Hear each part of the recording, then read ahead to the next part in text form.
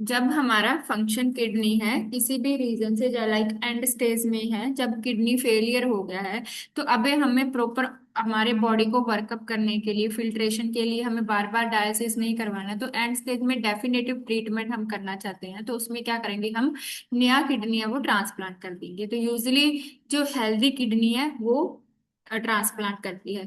But जो previous वाली kidney होती है वो हमारे हमेशा पेशेंट के बॉडी के अंदर ही रहती है। ऐसा नहीं होता कि उसको हम आउट करके बाहर निकाल देते हैं। तो जो डिसीज है, जो नहीं काम की, वो वाली किडनी भी बॉडी के अंदर ही रहती है। और जो नई किडनी होती है वो हम आर्टिफिशियली अंदर इंसर्ट करते हैं। उसके साथ जो प्रीवियस जो हमारी किडनी थी उसमें जो हमारी रीनल आर्टरीज है, वेन्स है, ठीक है, हमारा यूरेटर है, उसको वहां से कट करके जो न्यू वाली किडनी है उसकी और अटैचमेंट कर देते हैं। ठीक है।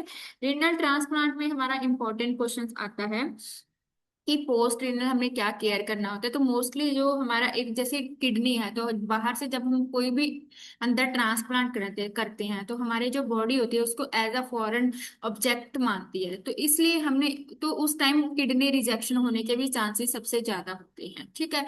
इन्फेक्शन होने के चांसेस बहुत ज्यादा होते हैं। तो इन वाले पेशेंट के अंदर इम्यूनोसप्रेसेंट्स देते हैं। इम्यूनोसप्रेसेंट का काम क्या होगा, क्योंकि हमारी जो इम्यूनिटी है उसको क्या करेगा, सप्रेस कर देगा। सप्रेस करके क्या होगा, जो किडनी है उसको एज अ फॉरेन बॉडी नहीं लगे, उसको एंटीबॉडी नहीं ट्रीट करेगा, मतलब एंटीजन बाहर से ऐसे लगेगा कि कोई फॉरेन बॉडी या एंटीजन नहीं आ रहा है, तो थोड़े सी इम्यूनिटी को सप्रेस कर देते हैं।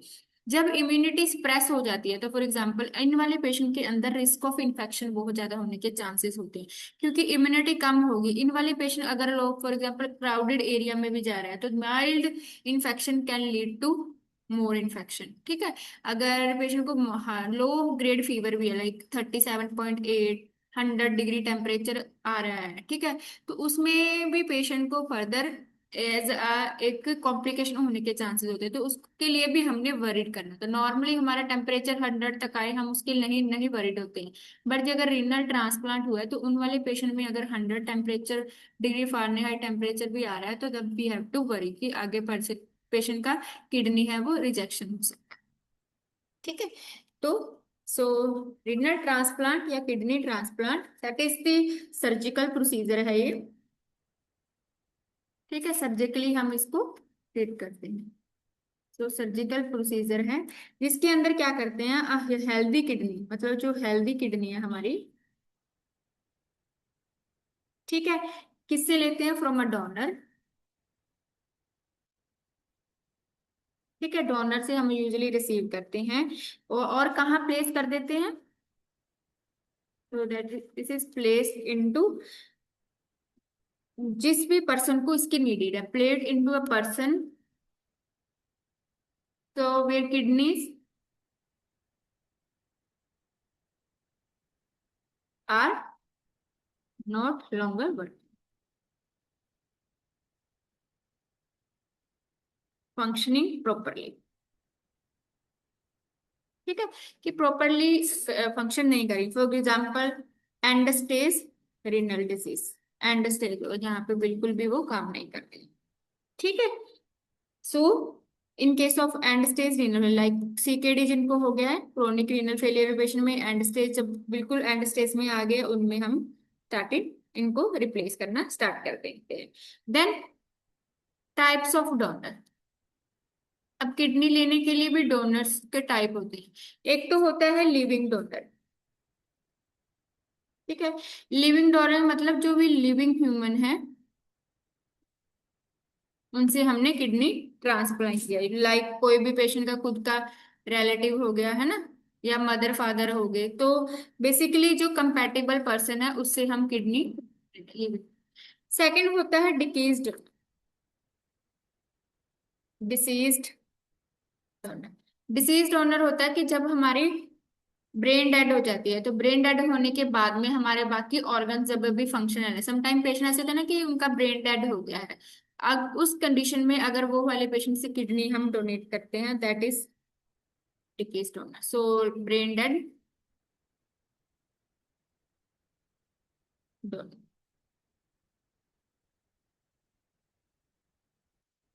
एंड अब ये जो किडनी है ये कैसे मतलब कैसे वर्क्स करती है, मतलब कैसे हम इसको कनेक्शन क्रिएट कर सकते हैं। तो जो न्यू किडनी है यूजुअली हमारा जो लोअर अब्डोमेन है उसमें प्लेस होती है, लाइक इस पिक्चर में आप देखो, जैसे ये डोनर किडनी है ये वाली। तो यूजुअली हमारा जो अब्डोमेन है उसके लोअर साइड, ठीक है, लोअर अब्डोमेन में प्लेस होती है, ठीक है। एंड जो पेशेंट की खुद की किडनी है, दिस वन, ये यूजली अंदर ही रहती है, उसको हम बाहर नहीं निकालते, ठीक है। अब जो हमारी ब्लड वेसल्स हैं, ठीक है, जो हमारी रीनल आर्टरीज है, रीनल वेन्स हैं, ठीक है, और यूरेटर है, उसको हम इस किडनी के साथ अटैच कर देते हैं, वहां से निकाल के इस किडनी के साथ, न्यू किडनी के साथ हम अटैचमेंट कर देते हैं। अब आगे आता है कि हमें किडनी ट्रांसप्लांट हो रहा है तो हमें किस किस चीजों का ध्यान रखना है जो कि इम्पोर्टेंट। और एब्डोमेन, लोअर एब्डोमेन में भी यूजुअली जो इलियक फोसा होता है हमारा, वहां पे इसको ट्रांसप्लांट करते हैं।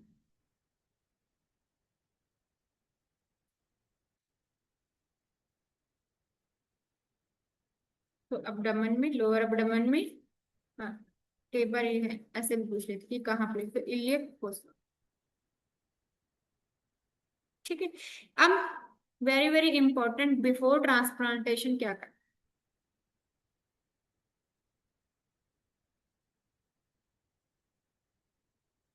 तो before transplant we will give immunosuppressants,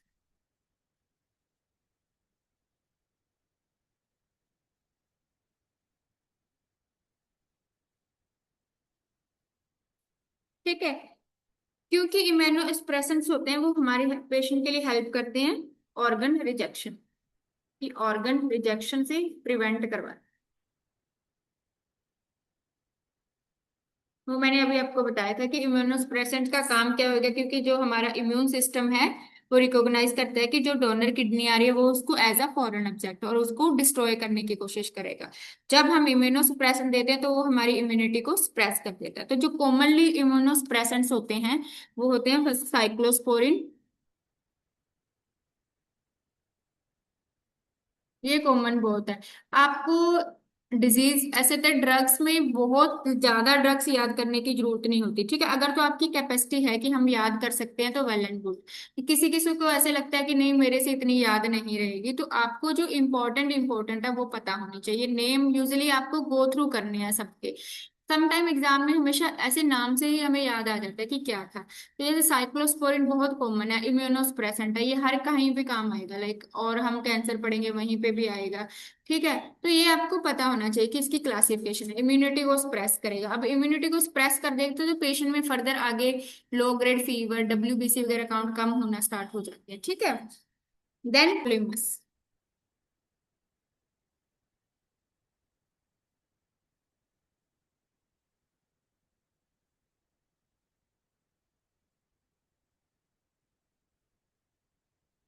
ठीक है। और इसके साथ साथ हम पेशेंट को कॉर्टिकोस्टेरॉइड्स भी देते हैं, लाइक टैक्रोमिसल भी, तो समटाइम सीरोमिलस भी होते हैं।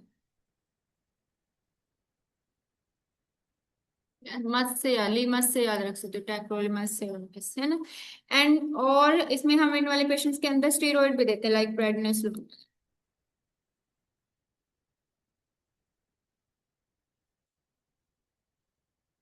ओके।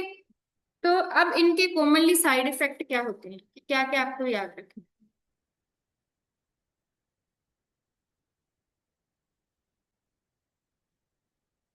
तो साइड इफेक्ट में सबसे पहले जो, अगर लॉन्ग टाइम के लिए पेशेंट इम्यूनोसप्रेशन लेता है तो फर्स्ट हाईएस्ट प्रायोरिटी हमारी होगी इन्फेक्शन रिस्क, ठीक है। एंड पेशेंट में हैव लॉन्ग टाइम यूज से हाइपरटेंशन, अगर कॉर्टिसोस्टेरॉइड लंबे टाइम तक लेता पेशेंट में हैव हाइपरग्लाइसीमिया।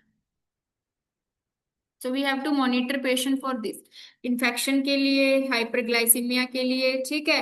एंड नेफ्रोटॉक्सिसिटी, ये वाली जो ड्रग्स होती है वो नेफ्रोटॉक्सिक होती है, so we have to monitor for nephrotoxicity, ठीक है। हाइपरटेंशन में पेशेंट में क्यों हो जाता है, क्योंकि कई बार होता है कि हमारी जब किडनी रिजेक्शन होना स्टार्ट हो जाती है तो क्या होता है, रास सिस्टम एक्टिवेट होना स्टार्ट हो जाता है, तो हाइपरटेंशन होना पेशेंट में स्टार्ट हो जाता है, ठीक है। समटाइम पेशेंट में हैव ट्रेमर्स, क्योंकि फ्लू जब वेस्ट जो हमारा एक्युमुलेशन होना स्टार्ट हो जाता है, तो ब्रेन इरिटेट होना स्टार्ट हो जाता है, तो ट्रेमर्स समटाइम पेशेंट को देखने को मिलते हैं। ठीक है, तो ट्रांसप्लांटेशन हमने किन किन बातों का ध्यान रखना।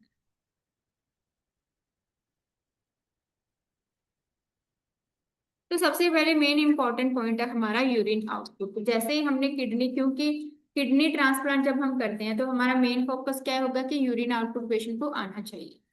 ठीक है, तो किडनी ट्रांसप्लांट के बाद हमारा जो मेन प्रायोरिटी होगा, हमारा मेन फोकस होगा, दैट होगा यूरिन आउट। तो आफ्टर ट्रांसप्लांट सबसे इम्पोर्टेंट हमारा यूरिन आउट। है। 30 ml पर आवर। ठीक है, अगर urine output 30 ml per hour से कम आ रहा है, देन इट मीन्स क्या हो रहा है, अगर लेस देन 30 ml है, ठीक है, लेस देन 30 ml पर आ रहा है, इट मीन्स हमारी किडनी है वो स्ट्रेस में है। ठीक है, कोई रीजन से किडनी स्ट्रेस के अंदर, यूरिन आउटपुट नहीं आ रहा, किडनी इन डिस्ट्रेस, कोई किडनी रिजेक्शन हो सकता है या कोई ऑब्स्ट्रक्शन हो गया कहीं। So we have to always watch patient 30। तो उन वाले पेशेंट के हमने एवरी आर्ली यूरिन आउटपुट करते हैं जब रीनल ट्रांसप्लांट होता है पेशेंट के अंदर। ठीक है, हमारा किडनी ट्रांसप्लांट का सबसे फर्स्ट जो साइन है कि अच्छे से हमारी किडनी प्रॉपर वर्कअप कर रही है कि नहीं कर रही है, वो हमारा होगा यूरिन आउट। ठीक है, अगर लो यूरिन आउटपुट हो रहा है, किडनी डिस्ट्रेस हो सकती है, तो क्या क्या हो सकते हैं रीजन, देर में भी अक्यूट रिजेक्शन हो सकता है कि किडनी रिजेक्शन होना स्टार्ट हो गया, फेलियर होना आगे, रिजेक्शन होना स्टार्ट हो गया। ठीक है, या फिर कोई रीनल आर्टरी, आर्टरी के अंदर कोई प्रॉब्लम होगी, लाइक कोई थ्रोम्बोस बन गया, थ्रोम्बोसिस होगा, क्योंकि हम न्यू ट्रांसप्लांट करेंगे, न्यू ब्लड जो हमारे रीनल आर्टरीज है उनको अटैच करेंगे, maybe some time during that time कोई क्लोट कोagulation हो, क्लोट है वहां पे एक्युमुलेट ना हो गया, क्लोट वहां पे बन ना गया हो। ठीक है, ये हो सकता है। ठीक है, एंड पेशेंट में हैव हाइपोवोल्मिया, अगर को हो सकता है पेशेंट शॉक वगैरह में ना हो। ठीक है, इन देयर इज कोई ऑब्स्ट्रक्शन। ठीक है, या फिर अक्यूट ट्यूबुलर नेक्रोसिस, कोई भी रीजन हो सकता है, मतलब यूरिन आउटपुट कम आ रहा है, इट मीन्स क्या हो गया, किडनी है वो ठीक नहीं है, किडनी बैड। ठीक है, एंड जैसे ही अगर urine output 30 ml per hour से कम लगे, तो we have to notify health care provider immediately. तो ये हमारा मेन प्रायोरिटी होगा। ठीक है, देन है नेक्स्ट, हमें पेशेंट को मॉनिटर करना है साइंस ऑफ इन्फेक्शन के लिए, वो हमारे लिए इम्पोर्टेंट है। साइंस ऑफ इन्फेक्शन में सबसे मेस्ट, अगर लो ग्रेड फीवर आ रहा है, वो हमारा टॉप, इसके लिए प्रायोरिटी होगा। उसको हमने इग्नोर नहीं करना, क्योंकि पेशेंट इम्यूनोसप्रेसेंट ले रहा है, तो उस पेशेंट के अंदर स्लाइट फीवर वो भी हमारे लिए प्रॉब्लम क्रिएट कर सकता है। So we have to monitor patient for science of infection. ठीक है, जिसमें मैंने बताया आपको कि लो ग्रेड फीवर है वो भी इम्पोर्टेंट है। ठीक है, इसके साथ साथ और पेशेंट को क्या हो सकता है, पेशेंट में हैव चिल्स, ठीक है, मलेज, वीकनेस होना स्टार्ट हो जाएगा। ठीक है, यूरिन में भी डिस क्लाउडी यूरिन अपीयरेंस होना स्टार्ट हो जाएगा, सो क्लाउडी यूरिन। ठीक है, अगर जहाँ पे रीनल हमारा ट्रांसप्लांट हुआ है, जिसको हम abdomen कट करके अंदर ट्रांसप्लांट करेंगे, तो there is redness at incision site. ठीक है, इंसिजन साइट पे बहुत ज्यादा सीवियर रेडनेस होना स्टार्ट हो जाएगी। सो वेरी वेरी इंपॉर्टेंट, अगर पेशेंट का 100 डिग्री फ़ारेनहाइट टेम्परेचर आ रहा है, ठीक है, वी हैव टू।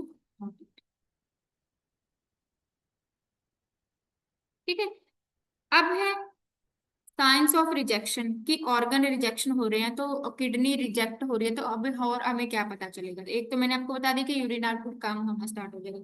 सेकंड होएगा पेशेंट में हैव हाइपरटेंशन। ठीक है, थर्ड पेशेंट को रहेगा there is pain at the site. Hypertension क्यों होएगा, क्योंकि जब रिजेक्टेड किडनी है, जो किडनी रिजेक्ट हो गया, तो उसमें क्या होगा, सोडियम और वाटर को एक्सक्रीट नहीं कर पाएगी, सोडियम वाटर रिटेन होना स्टार्ट हो जाएगा, तो जिससे फर्दर आगे हमारा जो रास सिस्टम है वो एक्टिवेट हो जाएगा। तो रास सिस्टम एक्टिवेट होने से पेशेंट में है हाइपरटेंशन। ठीक है, एंड और आपको बताया था कि पेशेंट में have tenderness pen at the surgical site, जहां पे भी ये ग्राफ्ट हमारा हुआ है वहां पे पेशेंट को बहुत ज्यादा पेन होएगा, ठीक है। एंड वेट गेन होना स्टार्ट हो जाएगा, क्योंकि फ्लूइड रिटेंशन होना स्टार्ट हो गया तो वेट गेन होना स्टार्ट हो जाएगा, ठीक है। क्रेटिनिन अगर हम चेक करेंगे पेशेंट का, तो जो क्रेटिनिन है दैट विल बी इंक्रीज 1.3 से, अगर मतलब ज्यादा और ज्यादा इंक्रीज हो जाएगा तो किडनी वापस से बैड किडनी होना हमें स्टार्ट हो जाएगा। तो कई बार क्या होता है कि जैसे हमारा किडनी ट्रांसप्लांट करते हैं, डोनर वाली किडनी जब ट्रांसप्लांट करते हैं तो एकदम से वो वर्कअप करना नहीं स्टार्ट करती, ठीक है, धीरे धीरे वो स्टार्ट करना स्टार्ट करती है। तो इस टाइम कई बार हमने पेशेंट को हिमोडायलिसिस भी करवाना पड़ता है, ठीक है। हिमोडायलिसिस क्यों करवाते हैं? क्योंकि न्यू किडनी है उसको इमीडिएटली वो वर्कअप नहीं करती है, तो मे भी कई बार जो ग्राफ्ट है वो प्रॉपर फंक्शनिंग होने में थोड़ा सा टाइम लग जाता है, तो स्टिल तब हमें एक बार, कई बार एक आधे बार हमें हेमोडायलिसिस भी करवाना पड़ता है, बट वो टेम्परेरी है, बाद में हमारी किडनी है वो धीरे धीरे वर्कअप करना स्टार्ट करती है।